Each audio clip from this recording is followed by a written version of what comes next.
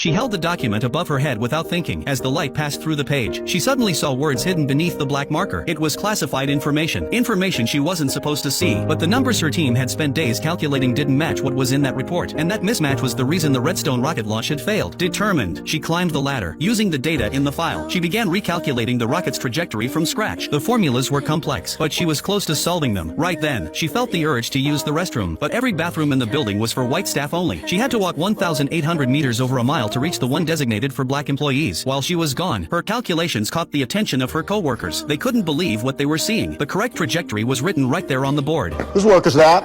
Catherine Goebel, sir. Catherine rushed back to the office, only to be met with suspicion. The director was already waiting. He thought she might be a spy. After all, the essential data had been blacked out. There was no way she could have solved the equations. Under pressure, Catherine explained she had simply used the light to see what was hidden underneath. The director held up the document himself. Sure enough, the light revealed the concealed words. His attitude changed instantly. He ordered the staff to stop blacking out the documents. And for the first time, Catherine was granted access to the classified materials she needed. But when the director walked into her office, eager to work with her, he found her seat empty. Catherine was outside, in the pouring rain, heading toward the colored restroom. Soaked to the bone, she tried to dry herself with paper towels, but there wasn't even toilet paper in that bathroom. She returned to the office, drenched. Before she could explain, the director demanded, "Where have you been for the past 40 minutes? To the bathroom, sir. The bathroom. He didn't believe her. There was a restroom just down the hall. Why would it take 40 minutes? Then Catherine told him the truth. She wasn't allowed to use that restroom. She had to walk across the entire campus. She couldn't use the office bicycles. She wasn't allowed to touch the communal coffee pot. She was even told not to wear skirts or heels, all because of the color of her skin.